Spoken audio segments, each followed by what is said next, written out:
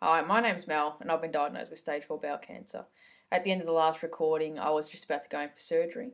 In the end, I had an open extended right hemicolectomy, which basically is where they open you up from top to bottom. A decent, I'd say, 35 centimetre, 40 centimetre cut. When they're inside, what they've done is they've actually cut a large section, about 50% of my bowel, which included removing the primary tumour which was blocking my bowel. The operation itself went for 2 hours, no complications, no surprises, which was very good. In the end, I didn't need a stomach, that was a possibility as well. The surgery itself is a major operation because you are being opened right up, so I was very happy that it only took 2 hours, and the surgeons were very happy with how it progressed as well. I ended up being in recovery for longer than the surgery. I was in recovery for five hours, and in the end, I was in hospital for a further 9 days after that. The biggest issue was during my hospital stay, 5 days in, my bowel still hadn't opened. I was still quite swollen, and my stomach started to swell up as though I was pregnant.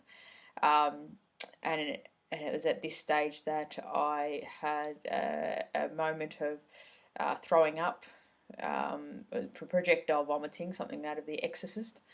And the decision was made after I threw up a second time to insert a nasal gastric tube. So the nasal gastric tube is not fun.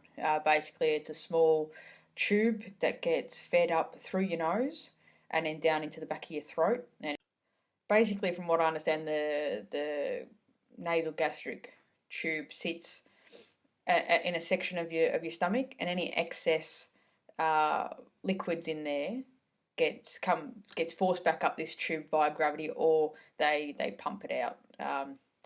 It wasn't nice, but it had to be done. It was probably more pleasant having that in than the throwing up, because I was still very, very sensitive around the cut.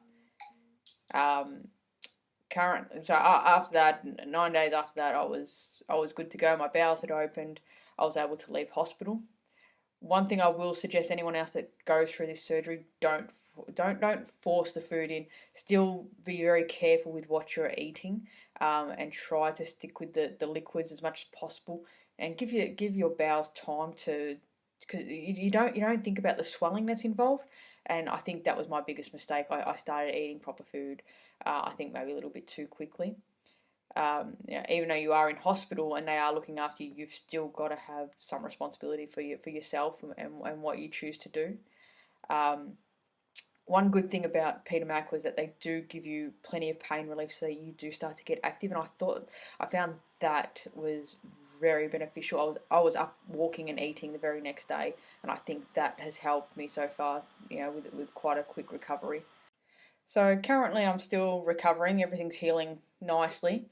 No heavy lifting and things like that for 10 weeks, which will be interesting. Not sure when I can drive again. But having regular appointments with the GP to go through the wound dressing, they've been great. That's probably one thing I'd really suggest getting before you have, if you have to go through anything like that, get a good GP, preferably a GP clinic that has a nurse or some nurses in it. And then after surgery, they'll really look after you and make sure you're healing properly, and give you any other advice. And other than that, we're just waiting now to hear back to see what we do from here.